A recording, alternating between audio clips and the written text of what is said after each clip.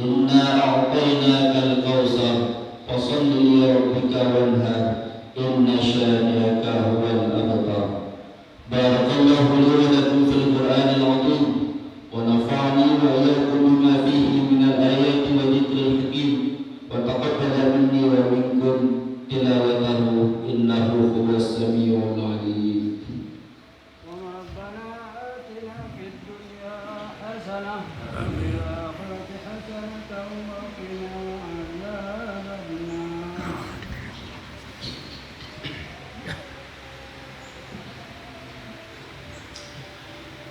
الله أكبر الله أكبر الله أكبر الله أكبر الله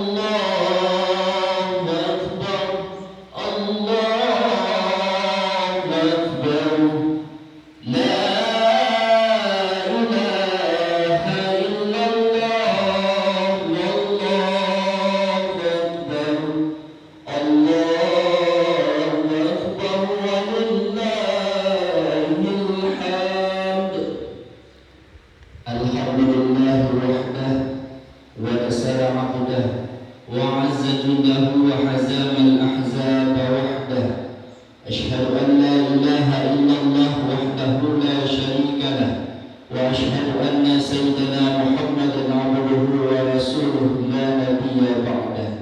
اللهم صل على سيدنا محمد بن عبد الله وابن المطلب وعلى آله وصحبه ومن والاه أما بعد.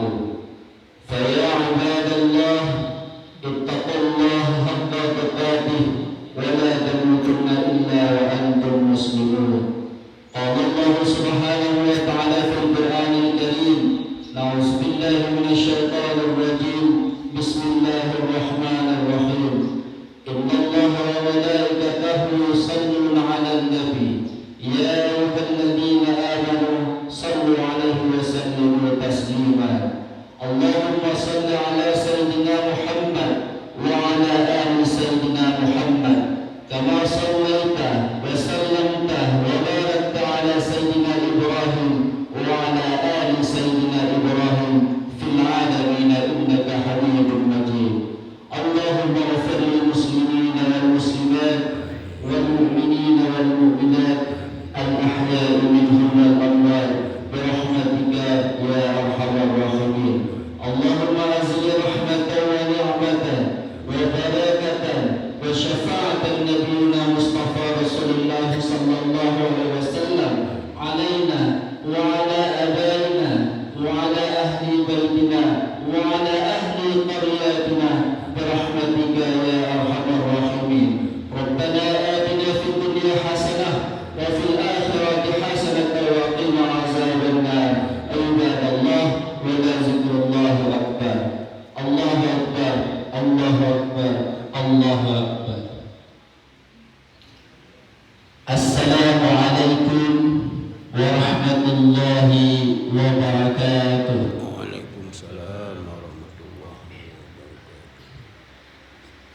Dupegah di urun pegah barang sigaso yang jawab salam hurung semangat dan hurung senang ataupun hana gairah mau hurung agama ataupun hurung inom yang golong kawin jiuh jodoh. Olehnya barang sigaso yang jawab salam hana semangat hurung bergairah bagi orang yang kaduha tinggal umroh. Sabar tu pegah di orang pegah. Barang sigaso yang jaluk salut dengan penuh semangat bagi orang atau agam yang dah jodoh, bagi janda-janda ataupun budak-budak, insya-Allah terus kena pendamping. Amin ya rabbal alamin. Maka hilau terulang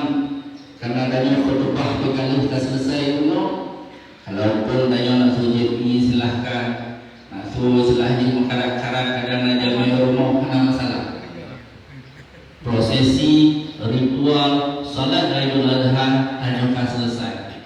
Imam kata semayang kali 2 rukun khutbah pun selesai. Maka ulang sigota Assalamualaikum warahmatullahi wabarakatuh. Waalaikumsalam warahmatullahi wabarakatuh. Yang paling semangat ciura karena rencana ramah kebautu. Segala puja bagi Allah yang kagumi dan nikmat yang tiada tara. Allah yang kagumi nikmat kesehatan, Allah yang kagumi nikmat iman, Allah yang kagumi nikmat Islam. Nimba katanya pembantu, sehingga nimba ulunyo sama-sama katanya dapat hadiri setelah perjuangan panjang 9 hari yang lalu. Karena di dalam bulan Zulhijjah itu adalah 10 hari pertama, itu fadilahnya sangat luar biasa. Kemudian ulunyo sampai dan di 40 Zulhijjah sama-sama ada hadiri kena di menasah yang mulianya untuk terlaksanakan salat sunat 2 rakaat yang disebut dengan salat Aidul Adha. Kemudian tadi mau 2 rukun khutbah untuk melengkapi persyaratan katanya sehingga katanya sah melaksanakan salat Aidul Adha. Katanya di bawahnya yang hadir tidak boleh berkecil hati. Kalau memang orang saudara-saudara katanya yang kelempah haji di bawahnya urunnya pun dengan lempar Aqabah, dengan jumlah Aqabah setelah mereka melakukan wukuf di padang Arafah yang lalu, maka di bawahnya katanya tidak perlu bersedih hati, tidak perlu berkecil hati. Allah juga memberikan pahala yang sama bagi katanya. Karena betul, karena urun Arafah baru ada puasa insyaallah. Kemudian juga urunnya katanya akan dilaksanakan kurban seperti yang dipegah dari panitia banyak ngalapan kurban urunnya di bangsa katanya. Maka beruntunglah orang-orang yang mau mengeluarkan hartanya, yang mau menyicilkan hartanya untuk berkurban di hari Lebaran ataupun di urun raya Aidul Adha dunia. Kemudian salawat dan salam kepada Rasulullah sallallahu alaihi wasallam, Rasulullah yang mengubah umatnya dari alam jahiliyah ke alam yang berilmu pengetahuan, dari alam yang penuh kegelapan ke alam yang terang benderang, lagi yang terasani paksaan yang berbahagianya.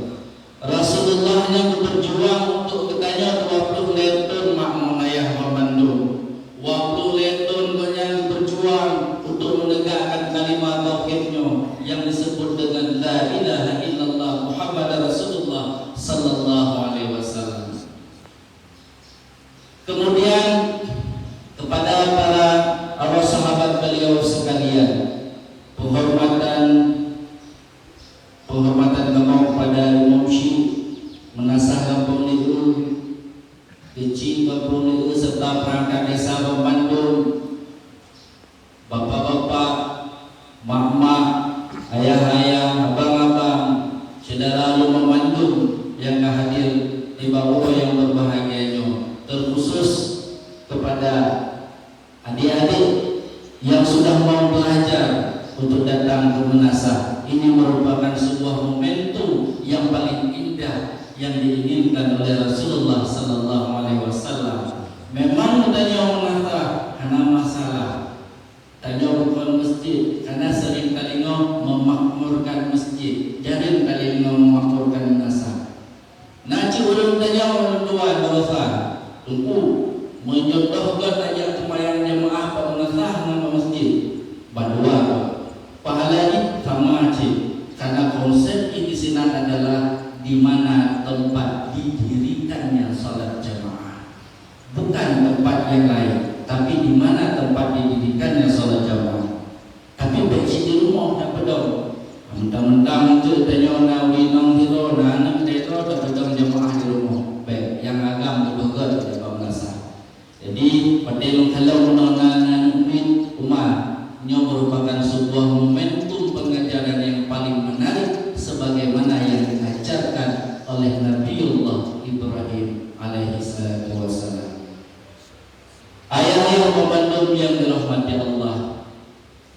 tebe di bawahnya nanti 10 Zulhijjah.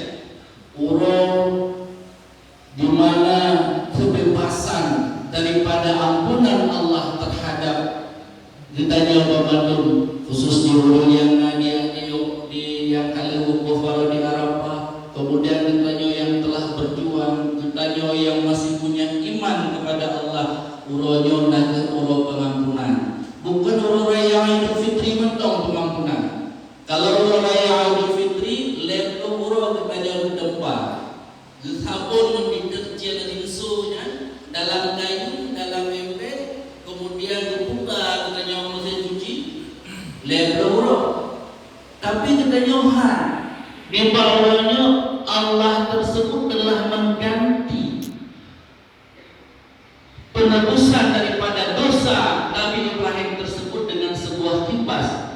Ketika beliau akan melaksanakan kisah, melaksanakan kurban terhadap Nabiullah Ismail keganto dengan sebuah kipas inan masa penebusan tersebut. Maka di bawah yang berbahagianya luntuan tidak akan berpanjang, karena biasanya urut raya kurbannya cepat, baga, karena katanya akan melaksanakan prosesi ritual kurban. Maka sebagai hikmah yang ditancap di dalam momentum urut raya Idul Adha nalebo Bapak Ibu komando. Yang pertama dari kisah Nabi Ibrahim, kita bisa melihat beliau sebagai seorang pribadi. Kemudian yang kedua beliau sebagai seorang suami, dan yang ketiga beliau sebagai seorang ayah. Beliau sebagai seorang pribadi sekaligus beliau sebagai seorang rasul dan Nabiullah alaihi salam. Tanya kita contoh kepribadian beliau sebagaimana yang telah dijelaskan di dalam Al-Qur'an surah Al-An'am dimulai dengan ayat 76 sampai dengan 79. Bahkan karena Nabi Ibrahim nanti seorang Khalilullah. Jadi seorang Khalilullah, orang yang paling dekat dengan Allah, koneksinya dengan Allah yang terlalu dekat. Maka Allah mengabadikan di dalam Al-Qur'an tersebut pada peristiwa Isra dan Mi'raj Nabi Muhammad SAW, Nabi Ibrahim berada pada langit ketujuh. Begitu dekatnya dengan Allah. Jadi menyibarat inoda internet yang koneksinya konektor MP, serta MPBS kadang siapa? Begitu dekatnya beliau dengan Allah. Karena kenapa? Beliau ini salah satu daripada Rasulul Azmi. Jadi nalimah Rasulul Azmi, Nabi yang ulul azminya Nabi Munro. Salah satu Nabi Ibrahim. Jadi Nabi Ibrahimnya dicoba diuji oleh Allah Subhanahu wa taala dengan berbagai cobaan. Tapi sebelumnya apakah Nabi Ibrahim sampai kepada masa tersebut dengan tenang, dengan santai? Hana Bapak Ibu memandu. Nabi Ibrahim terjadi proses yang panjang. Maka di dalam Al-Qur'an surah Al-An'am ayat 76 sampai dengan 79 itu diceritakan bahwa falamma jannata alaihi, manakala ketika malam datang itu Ibrahim itu mencari, maka terbitlah bintang, bulan, dan lain sebagainya. Maka Nabi Ibrahim bertanya, apakah ini Tuhan? Nabi Ibrahim beriman kepada Allah bukan hanya sekedar selesai beriman, menyodanya dibaca selesai beriman, tapi apa yang dikatakan dengan iman tersebut? La ilaha illallah kita ucapkan, tapi pemakna daripada la ilaha illallahnya dari tempat Allahu Akbar bersemayam, kabut dan ubi Allahu Akbar. Tapi pernah enggak kita ikhtirafkan di dalam hati kita Allah Maha Besar? Maha Besar dalam artian nyawat kita rumah ada gelai nam ikut inam. Yang lain tahu inam udah nyawat.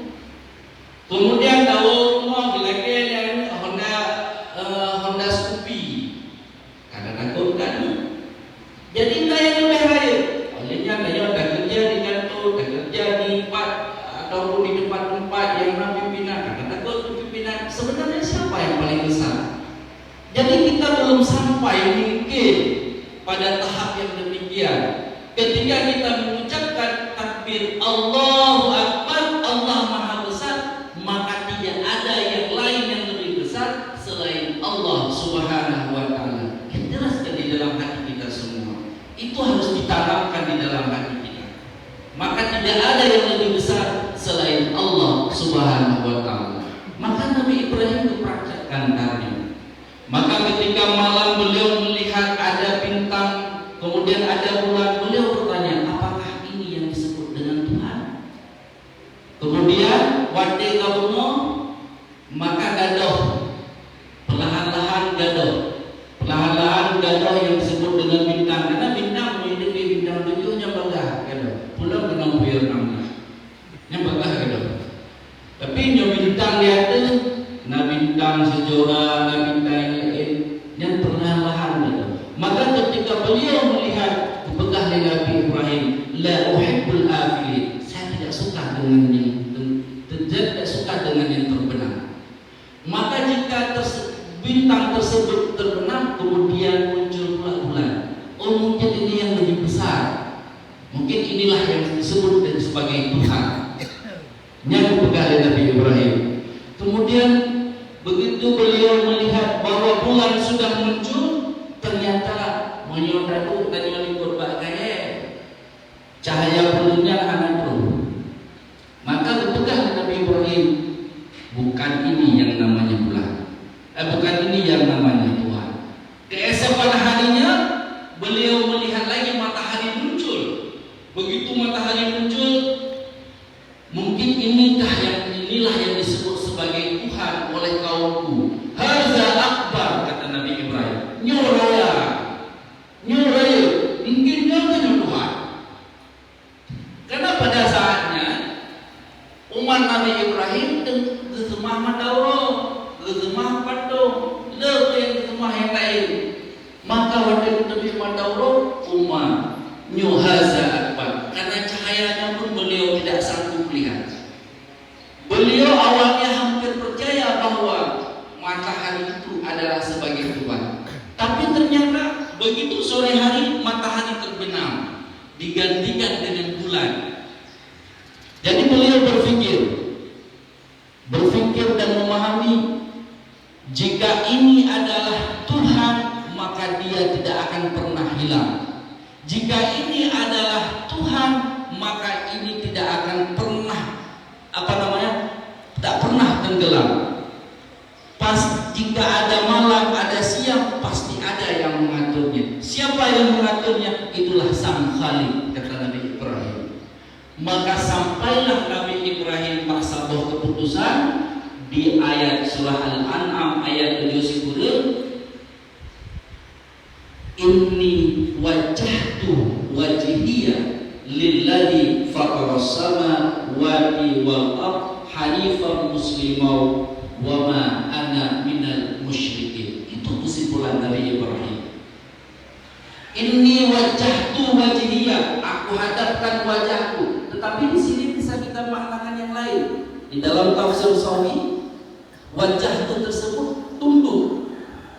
Bisa dimaknakan dengan tunduk. Aku tunduk wajahku, aku tunduk diriku kepada Allah Sang Pencipta. Itu kesimpulan Nabi Ibrahim.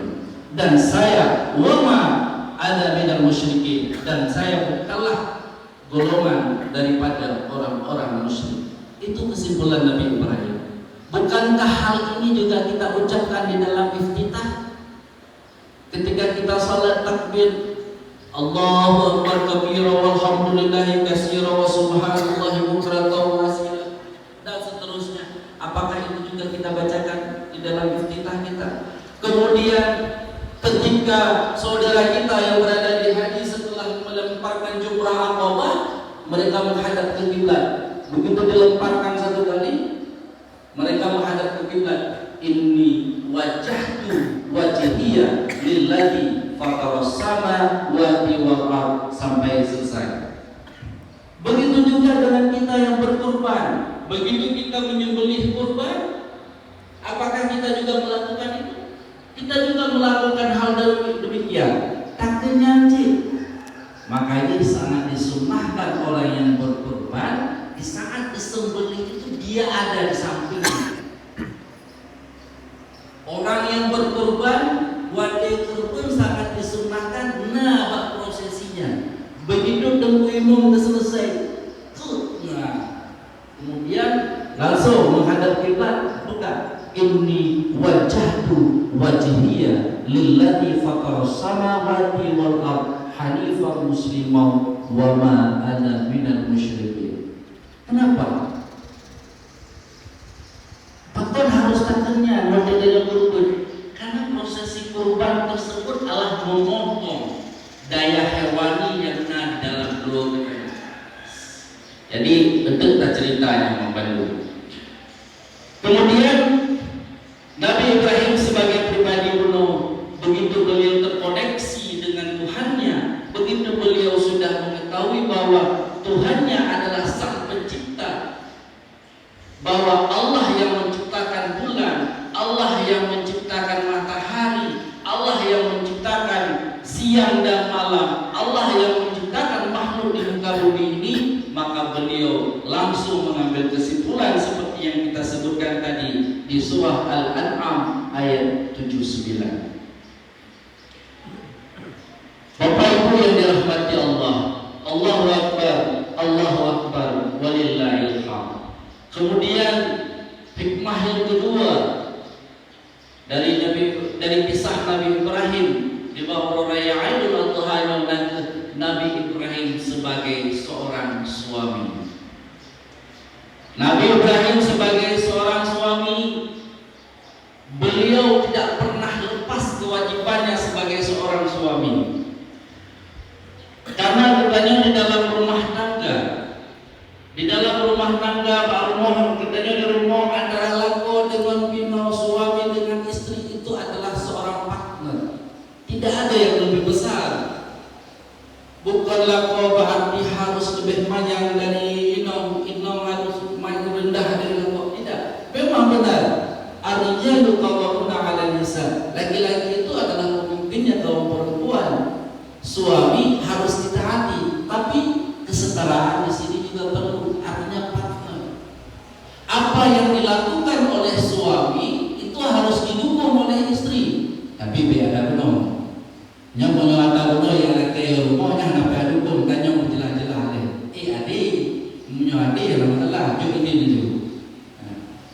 Tapi yang ini tidak. Partner dalam artian ini seperti yang digambarkan oleh Nabi Ibrahim bersama dengan Siti Sarah. Waktu Nabi Ibrahim setelah menikah dengan Siti Sarah tetap mendampingi Nabiullah Ibrahim, baik itu di Irak, di Palestina maupun di Babilonia, karena Nabi Ibrahim lahir di Babilonia. Nah, sampai datangnya Siti Hajar. Begitu ada Siti Hajar, Nabi Ibrahim pun mereka bertiga mereka berdua, Siti Sarah dengan Siti Hajar itu mendukung perjuangannya Nabi Ibrahim. Jadi apapun yang dilakukan oleh Nabi Ibrahim, burini namanya doa-doanya tetap didukung. Kemanapun mereka pergi, dukungan sebelum Siti Hajar ditinggal di Mekah, ditinggal Basaboh, tempat yang tandus oleh Nabi Ibrahim. Jadi semua perjuangan yang dilakukan oleh Nabi Ibrahim itu didukung oleh istri-istrinya. Maka katanya di dalam rumah tangganya tidak boleh merasa bahwa kita itu lebih besar daripada istri, kita itu lebih tinggi martabatnya daripada perempuan, dari istri kita. Tidak. Tanya berhasil tidak lain adalah karena doanya seorang istri. Suami tersebut berhasil karena doanya seorang istri. Bukankah tugas suami itu mencari nafkah, kemudian nafkah tersebut juga dibawa pulang ke dalam rumah, dan tugas yang mengatur di rumah tangga itu adalah tugasnya sang istri. Allahu Akbar, Allahu Akbar, walillahil hamd. Mama dan ayah, abang-abang, tuan membantu. Dan hikmah ketiga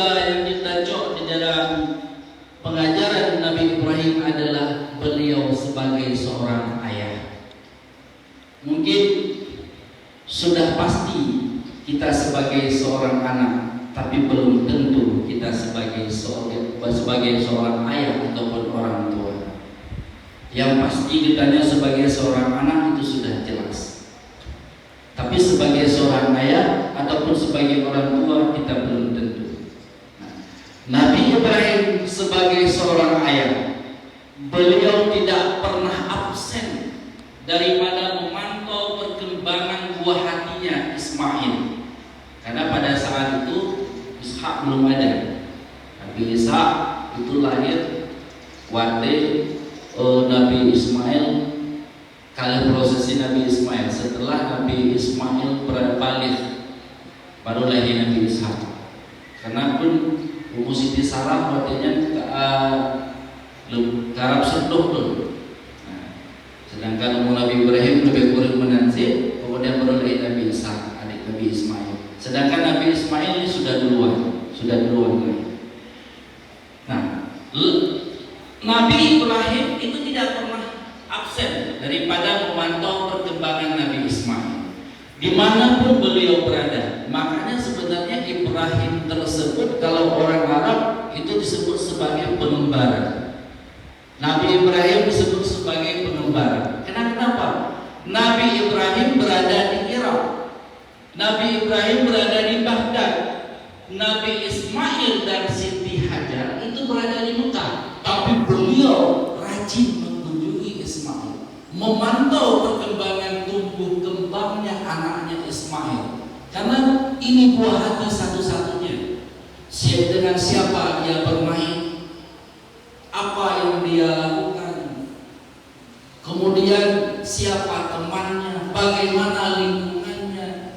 Ini semuanya diperhatikan oleh Nabi Ibrahim terhadap Ismail. Tidak pernah lepas daripada kontrolnya.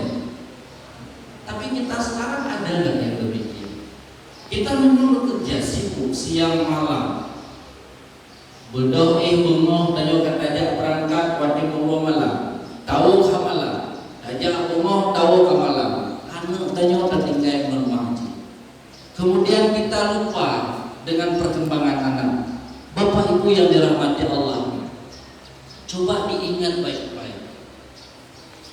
Anak tersebut, kenapa di dalam Al-Quran disebutkan bahwa Ibrahim dengan Ismail, Luqman dengan anaknya, kemudian Yakub dengan Yusuf, kemudian Daud dengan Sulaiman. Nggak ada pernah disebutkan di dalam Al-Quran kecuali Maryam dengan Isa, dan ini di luar kategori. Tidak pernah disebutkan di dalam Al-Quran tersebut seorang anak dengan ibunya. Karena kenapa? Tugas mendidik anak di rumah itu memang sudah tugas ibunya. Tapi sebagai seorang ayah, kita mempunyai kewajiban. Memang benar seorang ayah tugasnya adalah mencari nafkah di luar. Yang nafkah tersebut diberikan juga kepada anaknya. Tetapi perkembangan anak, bagaimana anak tersebut besar, bagaimana anak tersebut dididik, itu juga menjadi kewajiban seorang ayah. Dan Nabi Ibrahim tidak pernah lepas tanggung jawabnya dari ini. Bahkan sampai Nabi Ismail mau menikah pun, karena sebab besar, Nabi Ibrahim gejak Pak Nabi Ismail, rumah Nabi Ismail, wajah Nabi Ismail karena menikah yang pertama. Nabi Ismail 2 tahun. Jadi nikah yang pertama belum Nabi Ismail Ibrahim. Waktu rumah Nabi Ibrahim, rupanya orang minumnya mungkin kamu dalam. Anak dulu kamu lampau Nabi Ibrahim. Karena anak itu dibawanya nanti ayah daripada Nabi Ismail. Anak peran dulu lebih itu dapat mohon. Lihatnya gelajahidin Nabi Ibrahim. Kemudian dititip pesan orang minumnya. Dipegang orang minumnya, wahai anakku, tolong sampaikan kepada suamimu, palang pintu ini tolong diganti. Baru lagi ini. Waktu lagi ini mau Nabi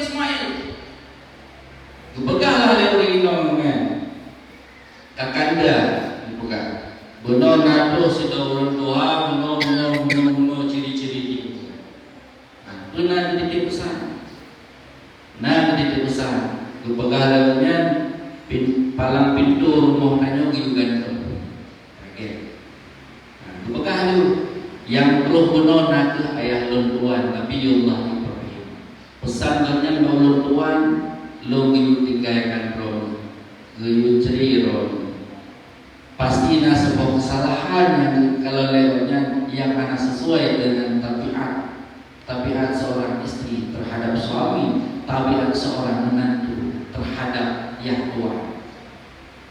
Nah, jadi ketiga yang phone, kemudian baru ke menikah yang kedua. Buat yang phone anak-anak.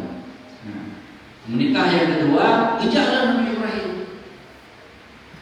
Gohogenya kamu kayu petak kamu dalam kayu pesan gejuk nunggu tubi diurin namanya soleh kan. Waktu pegawai Nabi Ibrahim pun hanya kalau anak kerja Nabi Ibrahim ditunduk gitu. Sampai di bahasannya Nabi Ibrahim pun dititiplah pesannya Nabi Ibrahim. Wahai anakku, tolong sampaikan sama suamimu. Palang pintu ini sudah bagus. Tolong dijaga, dirawat baik-baik. Waktu itu Nabi Ismail diceritakan kejadian, maka dipegang pesan Nabi Ibrahim bahwa Nabi Ismail lewat namanya, maka disampaikanlah dari Nabi Ismail. Terberkatilah Anda karena ridha Allah melalui ridha ayah andaku telah sampai kepadamu. Lengan, bulan kemudian ternyata namanya hamil. Allahu Akbar, walillahil hamd. Ayah-ayah, mama tuan membantu. Kembali ke cerita Nabi Ibrahim sebagai seorang ayah. Jadi beliau memantau perkembangan anaknya. Beliau terus memberikan perhatian kepada anaknya Nabi Ismail sehingga anaknya tidak mencari perhatian di luar. Inolah tak kalau gara-gara tanya dawadlah, jajak umur dawadlah sibuk dengan pekerjaan yang tak lakukan sehingga tanya tak abaikan terhadap kualitas pendidikan anak katanya orang Bandung. Sehingga anak katanya mencari perhatian di luar, maka terjerumuslah kepada narkoba. Ubur-ubur kayak merokok, kemudian terjerumus pada narkoba, judi online, MC, poker dan lain sebagainya. Karena kenapa? Ini sebenarnya bukan kesalahan dari anak itu sendiri. Kita punya andil di sini. Ketika anak tersebut tidak mendapatkan perhatian dari orang tuanya, maka dia mencari perhatian di luar. Dia mencari perhatian lain di luar agar dia mendapatkan apa yang dia inginkan. Maka melalui kisah Nabi Ibrahimnya, semoga kita bisa menjadi seorang pribadi yang mukmin, kemudian seorang suami yang taat dan seorang ayah yang bisa mendidik anaknya. Allahu Akbar, walillahil hamd. Yang Bandung, mama londoan, opa-opa, kakak, abang-abang Bandung. Salah satu kisah yang disebutkan di dalam Al-Quran bagaimana Nabi Ibrahim tersebut mendidik anaknya. Lagi ayat dan baca di Tekul Muna di rakaat pertama. Falamma balaghahu ma'ahu sa'ya, maka ketika sampai Ismail itu umurnya balik, maka Nabiullah Ibrahim tersebut bermimpi. Ya bunayya, inni ra'a fil manam anni asbahuka. Wahai anakku, pegang dari Nabi Ibrahim, lunduklah melumpur ke sembelih drone. Yang lumpur pertama Nabi Ibrahim itu terjadi pada malam ke-8. Pada hari malam ke-8, maka harinya disebut dengan Tarwiyah. Tarwiyah. Mudah-mudahan dengan nyawa Bandung yang naik no nabak puasa bahwa Tarwiyah. Kemudian hana ngebate karena biasa lupa. Kemudian mimpi yang kedua Nabi Ibrahim terjadi pada malam ke-9 Zulhijjah. Maka hari tersebut disebut dengan Uro Arafah. Barang siapa yang puasa Uro Tarbiyah dan Uro Arafah, maka diampun kesyawirnya oleh Allah Subhanahu wa taala yang telah lalu, ke yang sengaja ataupun hana sengaja, yang zahir ataupun yang batin selama 1 tahun penuh. Dan pada puasa tarbiyah dengan Arafah. Nah, jadi mulai kesimpulannya baru pegang, baru kerja nggak sampai ke Ismail. Maka di 10 Zulhijjah beliau melaksanakan tersebut, baru kepegang. Pugu ada kepegang lainnya, pugu pegangan Nabi Ibrahim. Ada lon yusirona oleh Allah. Jadi dipancar. Fandur madza tara, ini yang kepegang Nabi Ibrahim. Fandur madza tara, kiban pendapatnya. Nadong namanya mana tanya lagi? Fandur kiban pendapat. Nadaranya. Memang alurkan bahasanya. Fandur madza tara, kiban pendapat kita. Nya kita nyoban. Ai nyoba biasa aja. Ayo, kirone kamari pula kerja kuliah kedokteran tu. Nya nana kadang cigala dan dia pak teknik. Hantong kita menyo mana ibandara. Karena apa? Karena kita nyoba hanya tertentu perkembangan anak-anak. Maka disinilah ayah itu perlu dekat dengan anaknya. Maka Nabi Ibrahim pun sebelum Nabi Ismail ini balik, Nabi Ismail ini sudah membantu karena saking dekatnya Nabi Ismail dengan Nabi Ibrahim. Pembangunan fondasi Ka'bah yang pertama itu dibantu oleh Nabi Ismail. Itu belum balik. Anak yang belum cukup umur, belum balik, itu membantu orang tuanya. Jino nama payah. Tapi kampung itu orang, insya Allah gak kayak membantu. Nah, jadi Nabi Ismail, waktu Nabi Ibrahim pegang fondasi Ka'bah, terus Nabi Ismail jujur pandai pegang, ayahanda, bolehkah saya membantunya? Nah, maka sisi Ka'bah yang tempat lewat Nabi Ismailnya itu dikenal dengan Hijr Ismail. Batu itu disebut dengan hajar dalam bahasa Arab. Begitu dia tersusun menjadi hijau, begitu menjadi dia sebuah ruangan disebut dengan ghurfah. Jadi dari batu itu, karena itu tidak jadi sebuah ruangan yang disusun oleh Nabi Ismail, maka disebut dengan hijr. Kalau hidup badai disebut dengan hajar. Maka sampai sekarang tempat lewatnya Nabi Ismail, tempat yang dibuat oleh Nabi Ismail itu disebut dengan Hijr Ismail. Sedangkan tempat berdirinya Nabi Ibrahim itu disebut dengan Maqam Ibrahim. Kita berdoa kepada Allah, semoga katanya membantu terus panggilan Allah untuk tajak agama suci, untuk tajak tunaikan rukun Islam, rukun iman. Ada rukun Islam, kemudian tunaikan ibadah haji, hantu ibadah haji, dan tunaikan ibadah umrah. Semoga sama-sama kita bisa yang toh Hijr Ismail, yang toh Maqam Ibrahim. Allahu Akbar, walillahil hamd. Kembali ke cerita tadi. Kemudian Zukanya tiba pendapat oleh Nabi Ibrahim, maka kepegahlah oleh Nabi Ismail. Ya abatif al-ma tu'maru satajidu insyaallah minas sabirin. Wahai ayahku yang paling aku hormati dan aku sayang. Ibarat di dalam kitab tafsir Sawi disebutkan ya abadi, itu dua makna. Di sini Nabi Ismail tidak menyebutkan ya abi, karena abi itu bermakna orang yang kita hormati. Dan Nabi Ismail juga tidak menyebutkan ya buya, orang yang aku sayangi, tidak. Tapi di sini Nabi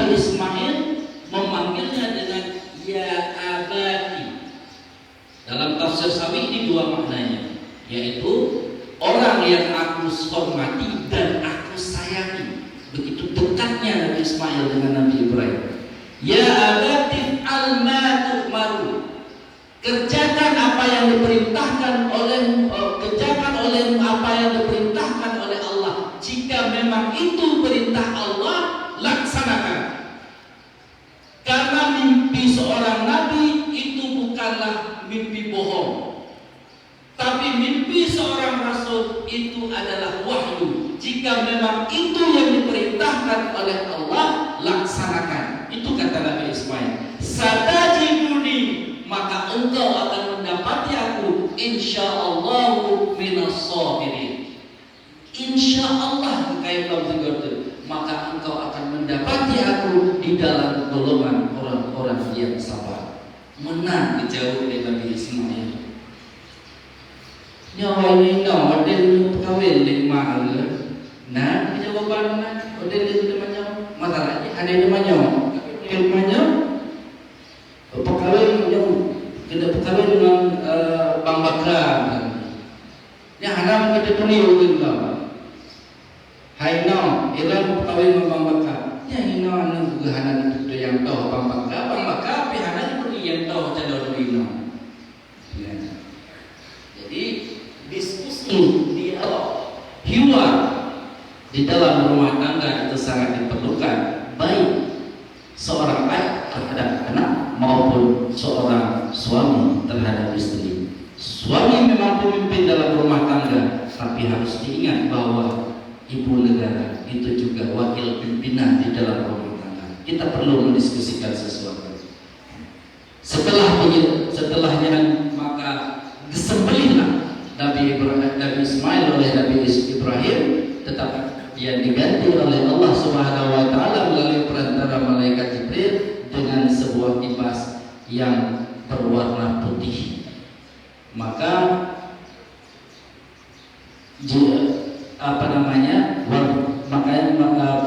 putih tersebut menjadi syarat sunnahnya kurban yang pertama, warna putih. Kurban yang paling megah adalah warna putih. Maha nampak beda yang warna putih.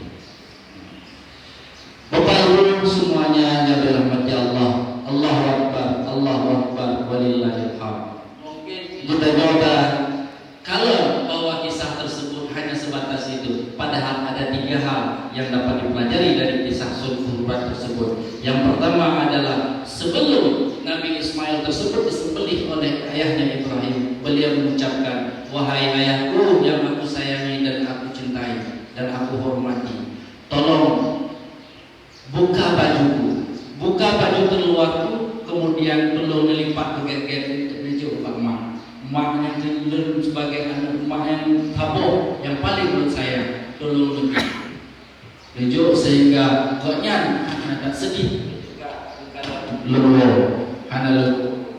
Kemudian yang kedua, pelajaran yang di situ yang kedua yang tersirat kalau kita membaca tafsir, maka di situ Nabi Ismail kemudian mengatakan kepada Nabi Ibrahim, wahai ayahku, tolong kencangkan ikatanku sehingga ketika engkau nanti menyembelih maka engkau tidak akan iba, sehingga kamu tidak jadi menyembelihku. Itu kata Nabi Ibrahim.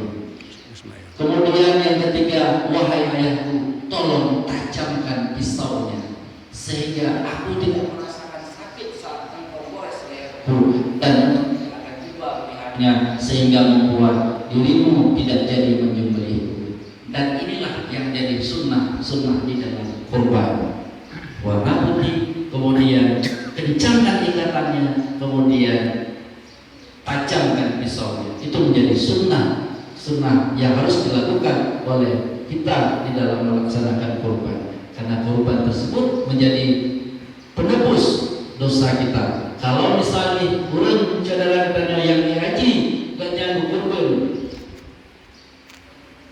ganjang kurban, tapi ganjang wukuf di Arafah melalui perenungan tersebut, semua sifat duniawi tersebut kemudian apapun yang mereka lakukan itu sudah diampunkan oleh dosa-dosanya oleh Allah. Setelah wukuf di Arafah, kemudian mereka melempar Jamratul Aqabah, sehingga sifat duniawi itu sudah hilang dari mereka semua. Maka orang yang pergi haji, orang yang pergi haji berubah setelah dia pulang dari haji, itu disebut dengan haji mabrur. Orang yang tidak sama dirinya waktu pergi sama yang pulang, itulah yang disebut dengan haji mabrur. Menyauruh haji mantan lagi terjid, yang bukan haji mabrur, bukan. Yang mungkin haji dan haram. Jadi hana merupakan mabrur. Karena mabrurnya tak payah terpenuhi. Tapi insya Allah jika kita pergi ke Baitullah, insya Allah kita sama-sama akan mendapatkan haji yang mabrur. Amin ya rabbal alamin. Mungkin menonton ceramah singkat di bawah yang berbahagianya tuan selaku hamba yang baik, mungkin anak kata yang salah yang mau sampaikan anak, dan mungkin kalau yang kalau lucu, jadi tuan dan menonton yang dapat tuan sampaikan. Sigolami mengucapkan selamat hari raya Aidul Adha, muahadah dan batin. Lalu dengan pribadi dan keluarga mengucapkan mohon maaf lahir dan batin minal aidin wal faidin. Wallahu muwaffiq ila aqwamit thoriq. Assalamualaikum warahmatullahi wabarakatuh. Waalaikumsalam warahmatullahi